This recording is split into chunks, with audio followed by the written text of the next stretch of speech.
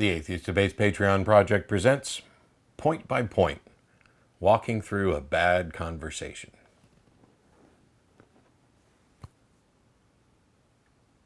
On occasion, I like watching some videos on YouTube that have nothing to do with religion, and I've watched like cinema sins sorts of stuff where it's like everything wrong with this movie in this many minutes. Although they seem to be getting longer and longer, maybe they're taking cues from me. I don't want to give the impression that I remotely always get it right, or think that I have all the right answers or anything else, which is why we've done interviews with other people to get their thoughts. It's why I'm open to having conversations and talking about methods. But when I do debate reviews, I also try to point out mistakes that I made when I can find them, and as well as my opponent's mistakes. But something interesting happened this week, and I think there's some valuable lessons to learn from this. Although I want to apologize a little bit in advance because I'm going to be putting on my glasses and reading a few things so that I can talk about this email discussion. And this is going to be a little bit more freeform, although I do have notes for the important points to make. Someone emailed me, and they were very polite, perhaps almost a little too polite. And the first thing that I want to note is that this email came in while I was in a bad mood and busy with several things, and it was particularly frustrating because it was essentially an email that said, you don't know what you're talking about with regard to the Bible and slavery. Now, the first tip, pro tip, if you're in a bad mood, don't answer email. Don't get into debates. Sort out the other problems, get them out of the way so that you're not letting that mood spill over into your responses. Because from a standpoint of, factually accurate information and everything, I think my responses were pretty on point. From a standpoint of attitude and mood, they definitely weren't. And it colored the conversation because I don't know for sure that this person was intentionally being snarky in their original email. I'll read it and you can decide for yourself. But by the time we got to the end of the conversation where he was referring to my inaccurate knowledge of the Bible may work on those hicks that call your show, at that point, I was pretty much done. But the email started with, "Hi Matt, just writing on an issue that seems to come up often, slavery in Exodus 21. What was happening in the Bible and Hebrew culture was not slavery as the term is understood in modern times." Now, as soon as I read that sentence, I was like, holy crap, here we go again. The reason that I did the slavery video for the Atheist Debates Project is because I'd had a number of conversations with people, and I wanted to address the most common apologetics. One, that what the Bible's talking about isn't slavery as you think of it, in early history of the United States. It's not modern slavery. It's not chattel slavery. It's only indentured servitude. That's not accurate, already addressed. But even if it were accurate, it doesn't change the morality of it. He continues, Exodus 21 does not, underlined, endorse slavery as that term is understood by most people. Exodus 21 says that if you beat a bonded servant and he dies, you don't get a free pass just because he's your servant. You actually get the death penalty. Exodus 21 gives rights to servants, slaves in your language, not to their masters. So it doesn't actually say that you die if you beat a bonded servant. An earlier verse says that anyone who strikes another person to cause their death will die. This is the eye for an eye, tooth for a tooth, death for death sort of mentality of the Bible. But that anybody may not apply to every person. You have to remember that these are, first of all, laws being given to the Jews, and the Jews had a special place. There were different laws for slavery for Jews. I get to some of that in my response, so I won't go over it too much. But to tell you what was going through my head as I read this is the first thing is, he's raising the points that we've already addressed. He's bought into the standard apologetics, and he clearly, I don't think he's seen my video, which covers this, which addresses some of the modern apologetics. The text says that, he continues, the text says that if you injure someone, you must pay them lost compensation. That's context for the next part. It says that if you beat your servant and he recovers quickly, then the master doesn't have to pay lost time compensation because the servant was working off his debt anyway and has not lost anything in terms of income. Now, I didn't address this specifically, but that sentence is an infusion of a whole bunch of extra information on top of what's actually said. He continues writing on, when you read any document, you need to read it all. And I skipped over some stuff because he says the Bible does not endorse the owning of people as property in the sense I use the word. You're seeing a few buzzwords without interrogating the text to see what it's really being described. Then he feels it's important to remind me that the Bible wasn't written in English. The Old Testament is in Hebrew, and not every translation uses the words you seize on. So, from my standpoint, as I'm reading this, not only is he offering the same old trite apologetics, but he is saying that because he and I disagree, clearly I don't understand that the Bible was originally written in Hebrew, and I'm relying on English understandings of this. And he says, as you know, in Hebrew Exodus 21, kidnappers got the death penalty, which is something else I've addressed, to this idea of man stealing is not co-equal with slavery. And he says what was happening in Hebrew civil law in the Old Testament was not a property relationship, as you use the word. People weren't owned in the sense of cattle or chattels any more than someone in modern times is owned just because they're subject to a contractual obligation.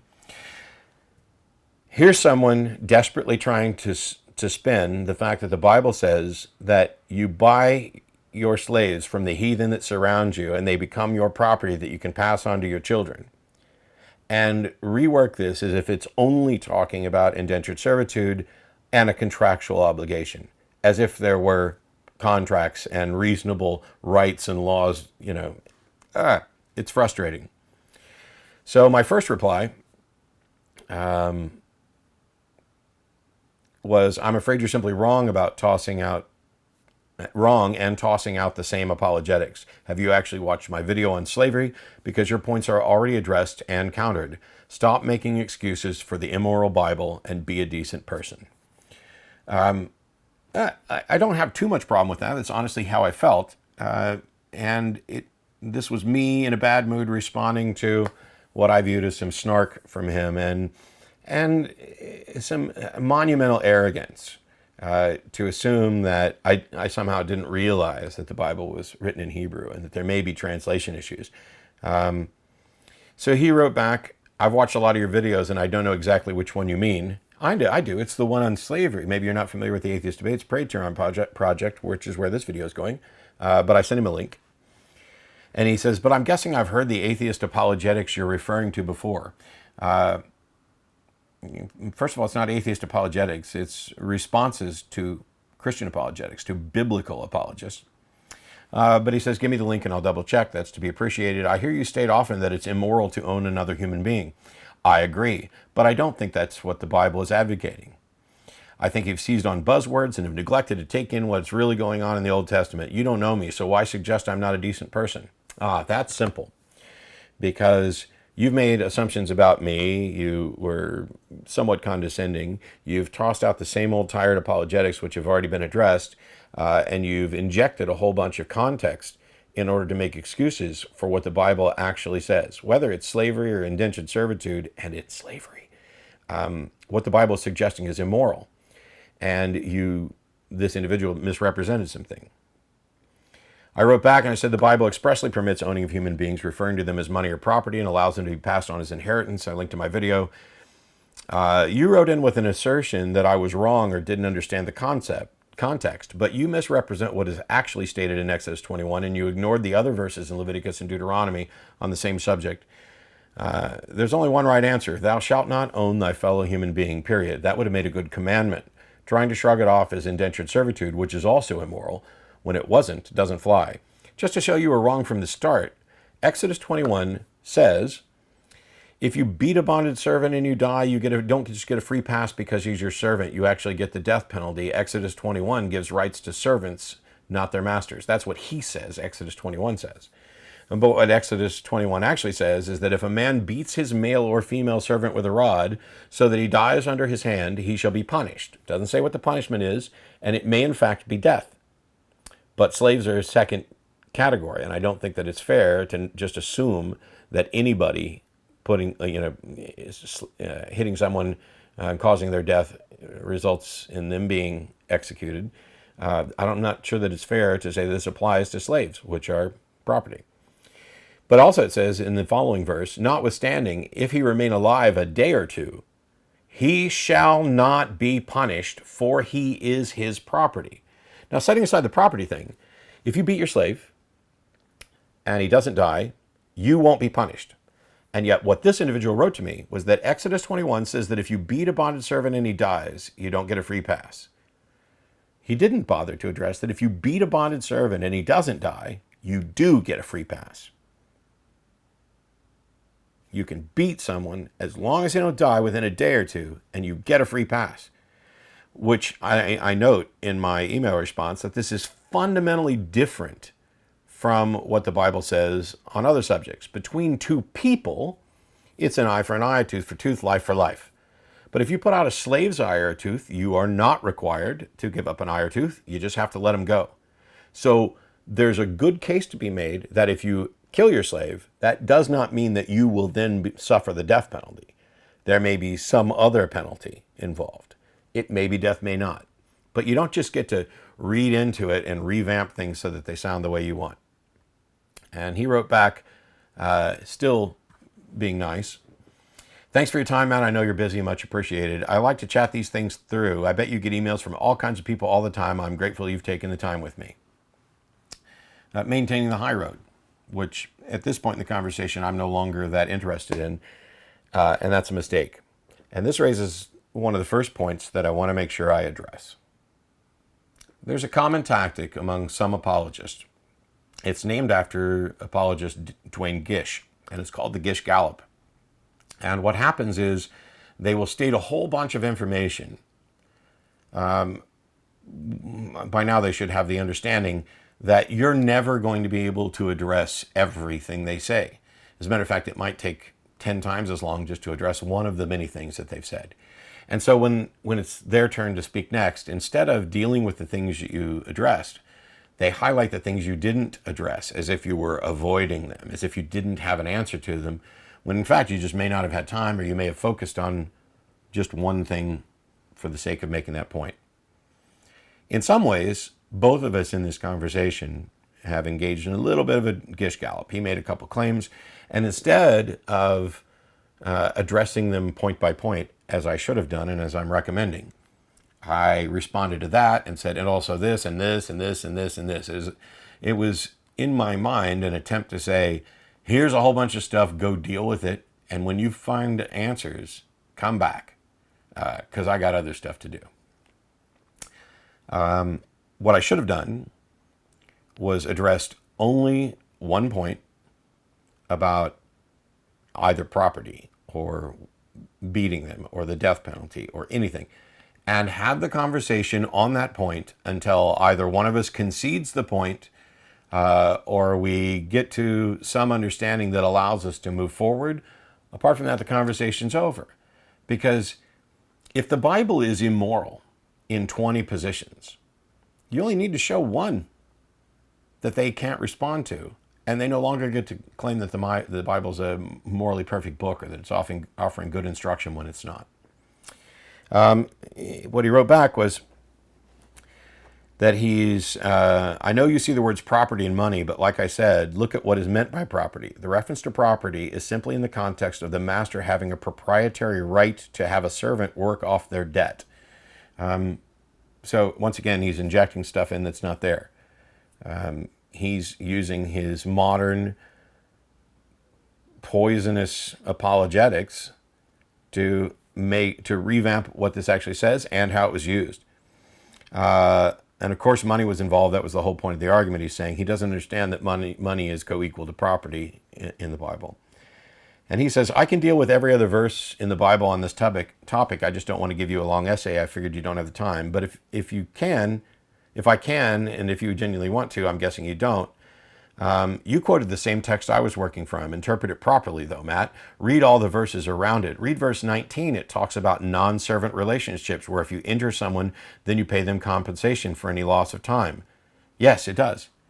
And as you note, that's for non-servant relationships. The mere fact that we have a set of rules for how people deal with other people and a set of rules for how people deal with slaves means that you don't get to point to the interactions between people and non-servants and say that this also applies to servants. Then he says, in verse 26, if you injure your servant, you have to pay him compensation. In some cases, if the injury was bad enough, the servant goes free, no matter how large the debt. And tries to make the case that perhaps if you owed $100,000 and somebody knocked out your tooth and you were allowed to go free, that'd be a pretty good deal. Well, if I owed someone $100,000 and they said, hey, I'll let you go free if you let me knock out your tooth, I might consider it. I might even take them up on it.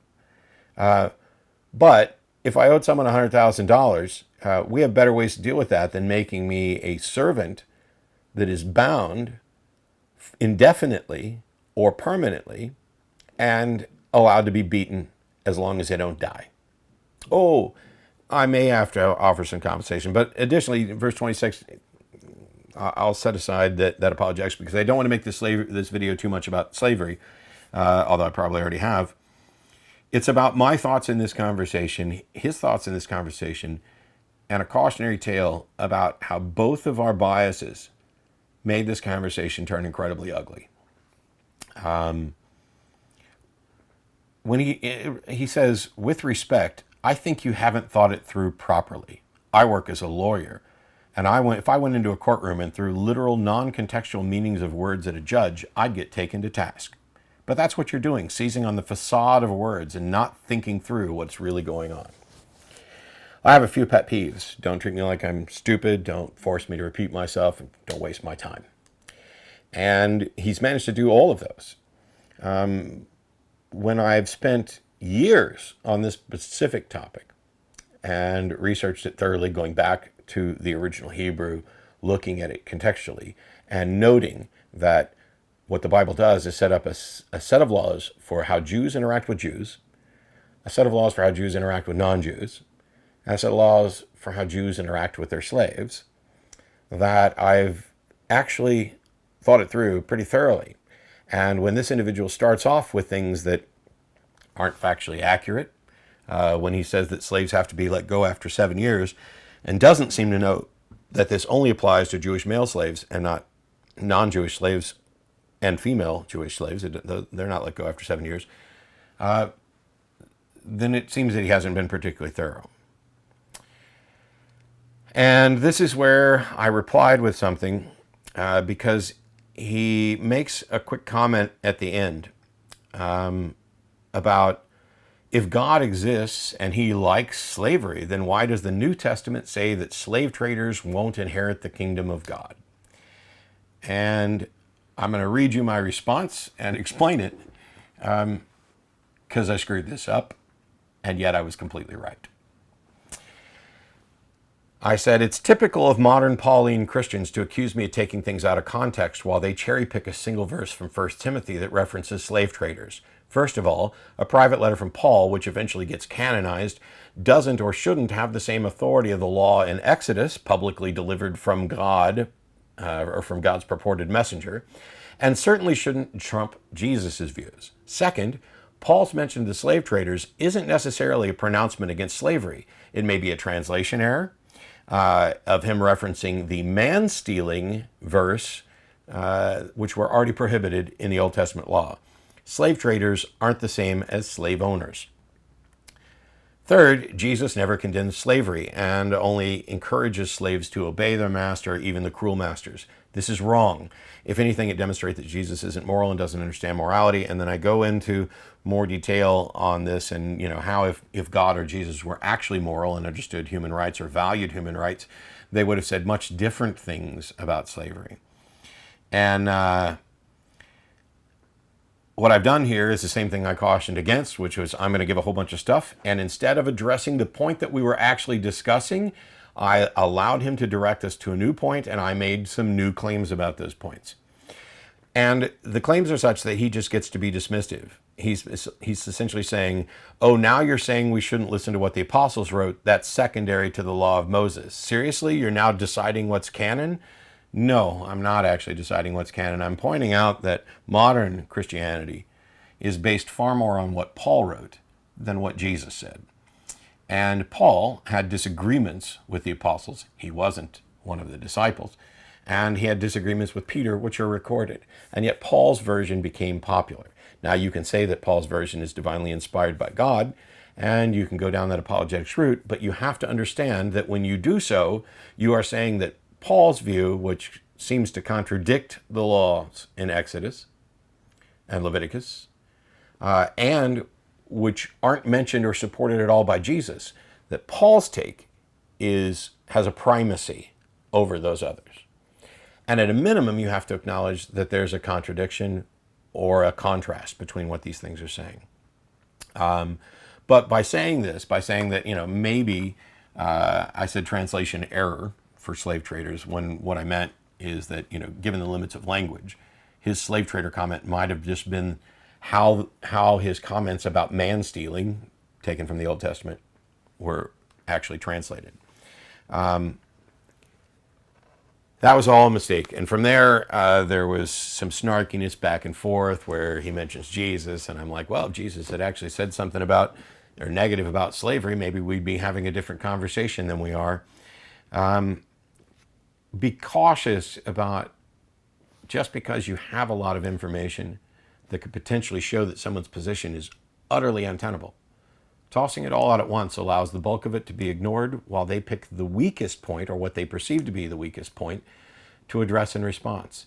And if you do this in multiple stages, which we both did, here's a whole bunch of stuff, let me respond to these and add these. Let me respond to those. Oh, I'm going to pick this one and this one. I'm going to ignore these, and then I'm going to add this. The conversation derails. And it started with an email that I viewed as, you don't know what the hell you're talking about. And then it got worse and got into the, I'm a lawyer and we're talking about the law and interpretations of the law. And one point I didn't make that I wanted to make was that he seems to be arguing that the general trumps the specific, which is the inverse of the way laws are. If you were to say, no one is allowed to own a gun except blah, blah, blah, blah, blah, the specific exception trumps the general. And so saying anybody who strikes another person so that they die, they shall be put to death as well, that may be trumped by a specific subset of laws that show slaves as second-class citizens without the rights of others. What ends up happening is somebody takes a look at that and picks the weakest argument, and perhaps we're both guilty of that too, although I think I addressed almost everything he said, and portrays that weakest argument as if it's their best argument. Now, years ago on the show, Jeff D had a way of dealing with callers, which I wish I would use more often. I think it's a good idea. And somebody says, oh, I got evidence or proof of the existence of God. What we know happens is somebody gives an argument, we respond, and then they go back and revamp that argument, or they switch to a different argument, etc. And Jeff's point was, give me your best argument. Because if your best argument is insufficient, there's really not much point in going on to the others. If we're trying to figure out who committed this crime, and your best evidence, your best argument is that I can't think of anybody other than the butler who could have done it, that's a bad argument. And if that represents your best argument, then the other ones which are worse aren't really worth that much time.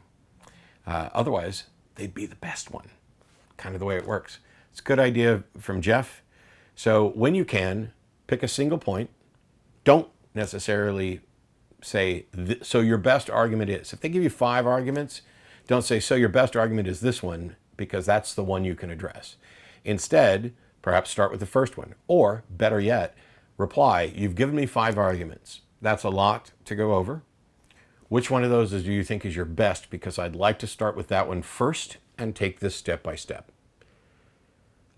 Probably the most important thing to remember is that nobody's perfect, and conversations are going to go badly, and people are going to have bad days, and you are going to say and do bad things just as we all do. But if you are cognizant of this, if you are willing to take stock of what you've said and reevaluate and say, you know what? Yes, this could have been done better. Here's a better strategy to get us both on the same page. Here's a better strategy to keep us from, just dismissing the other. He dismisses me as a dilettante who only talks to hicks. And then I point out that, hey, I've debated some of the world's foremost Christian apologists and blah, blah, blah, and I don't know that they'd like being called hicks. And then he comes back with, no, I was saying the callers on your show are hicks. And I come back with, yeah, now you're just name calling people and putting yourself in a position of superiority as if you're right when you've offered no actual rebuttal other than injecting all kinds of lawyer context and blah, blah, blah. It's awful. And those are the conversations that I often learn from and try to change the way that I do things. If I had it to do over again, and I really don't have the time, and at this point there's probably not much use, I think that my first response was fine.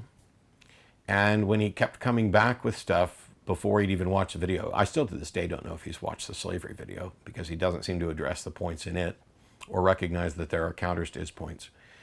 But I think my second one would have been, here's a video expressly talking about what my specific objections to slavery are. Look through it, pick out a point that you want to address, and we can talk about that when we both have time. Done. You can put a pause, you can put a pin in any conversation, pause and come back at another time. You're not obligated to meet somebody else's time schedule. Maybe you're busy. Who knows? So that's an example from this week of several lessons learned. I don't think it was the worst conversation ever. I think that there were, good points and good rebuttals made. But it started off bad because I was in a bad mood, and that person was being, in my mind, a little snarky, a little dismissive, a little superior, and clearly hadn't bothered to study the subject as much as I had. Because if he had, he couldn't have made some of the statements that he made. That is a conclusion I reached, and I've reached it many times, where if you have some expertise in some area and you witness someone speaking about it, you know right away whether they know more about it than you do or less about it than you do, whether they are a victim of Dunning-Kruger, whether their mind has been poisoned by modern apologetics that are anachronistic and inject all sorts of things, beginning with an assumption that God is moral and could not endorse something immoral like chattel slavery. And now we need to look through the text to find a way to make it not say that. There are ways to expose that. There are ways to have this conversation that are far better than what I actually did. So, learn from my mistakes. I am. Doesn't mean that something like this isn't going to happen again. Doesn't mean that you're not going to make the same mistakes. But being aware of it and being open and willing to acknowledge this, change the way you interact, and try to have improved conversations is really the best way to get better at doing it. See you next time. This video is made possible by supporters of the Atheist Debates Patreon project. You can find more information and add your support at patreon.com/atheistdebates.